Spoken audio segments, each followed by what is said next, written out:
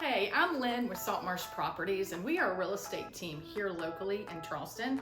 And my husband and I, Joseph, we have been helping people buy and sell real estate in Charleston for over 20 years. And through those years of our career, we have learned a lot about the conversations that we need to have with our buyers and sellers to advise them the best on how to go about the whole real estate transaction here in Charleston. Now, if you were thinking of buying in Charleston, first, let me say congratulations. That's such an exciting time. And we know from experience, it's never a terrible place to have an investment or to have a piece of property.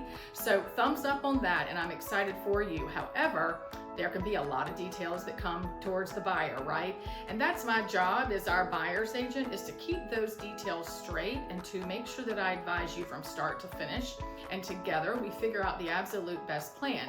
So through those consultations that we have, I have learned that there are about 5 mistakes that can be pretty common. So let's talk about how to avoid those. So mistake number 1 can be waiting for the perfect market. Now, we have created a YouTube channel that has so much content and information, and over the last couple of years, we've been talking about rates, we've been talking about price reductions, days on market, the median and average home price sales.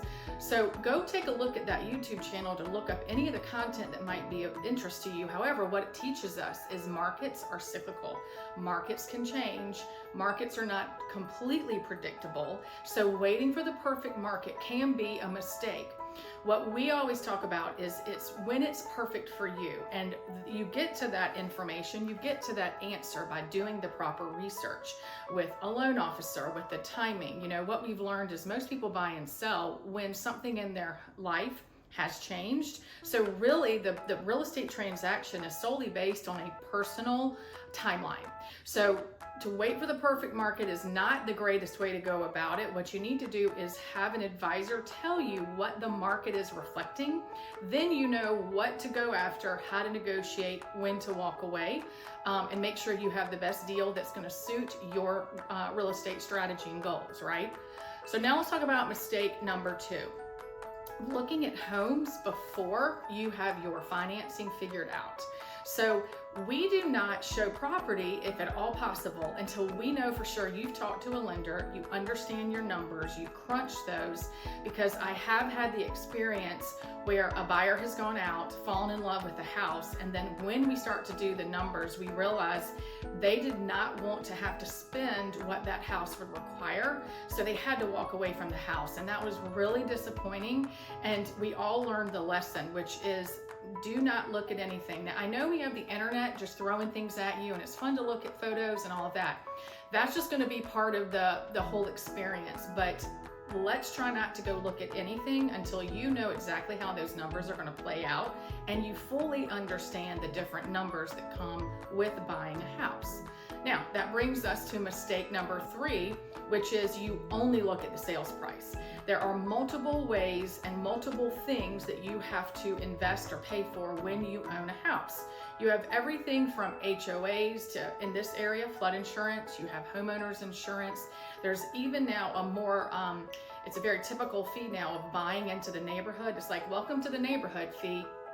So what we want to do, back to that lender piece, is we crunch all of that and get it figured out so that when we get to the closing table, or let's say we have to go through any sort of repair negotiations after the inspections, you understand your numbers. If you have any sort of wiggle room, it helps you negotiate and say yes or no with confidence. So don't forget about the other costs, and we have a spreadsheet that'll help you figure out what those are. Again, part of our buyer consultation that I'm really passionate about, so nothing can be a surprise.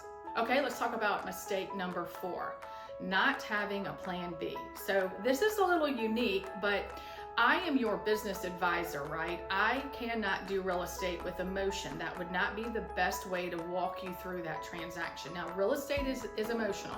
It's going to have its emotional ups and downs. There's no way around it. But you want to hire an advisor who does not operate out of emotion. And part of my strategy there is to help you find a plan B. Now, that doesn't mean it's not as good, but right now, again, back to the YouTube videos that we've been putting together, some sellers are kind of unrealistic with their pricing, and they're having to reduce their sales price after a certain period of time, which could benefit you as a buyer.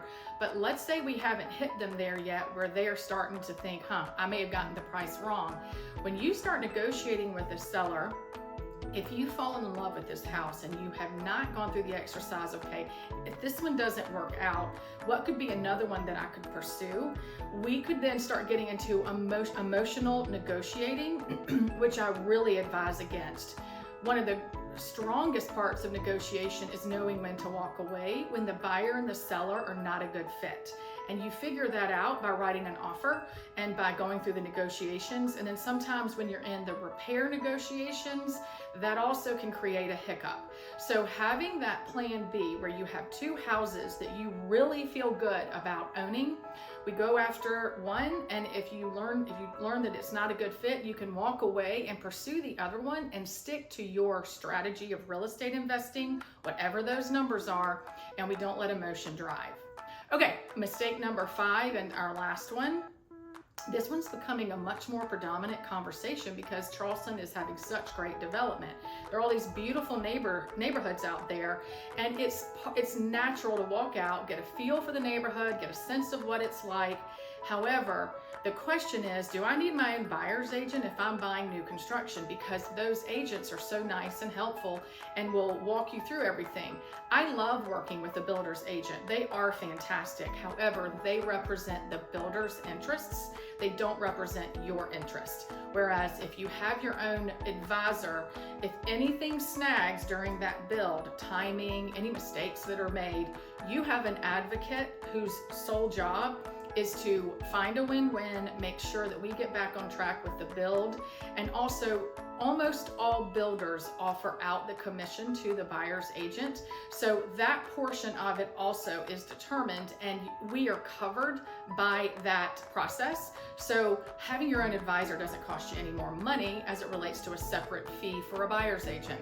So I always recommend that because I've had multiple clients who go through the build, and sometimes I have to step in and start negotiating on their behalf and find a win-win if something goes wrong. So you really want that advocate. All right, so that kind of covers our 5 mistakes that we see more often when you're buying a house. And if you would like a little extra information about our buyer consultation, feel free to comment and we will send that to you. If you want to schedule a consultation, I'm always available. That is complimentary and just part of the research of finding out, is it my time to buy a house and who is the best real estate agent for me? I happen to think that I'm the good one, the right one, but nonetheless, always have a really good real estate advisor walking you through the process.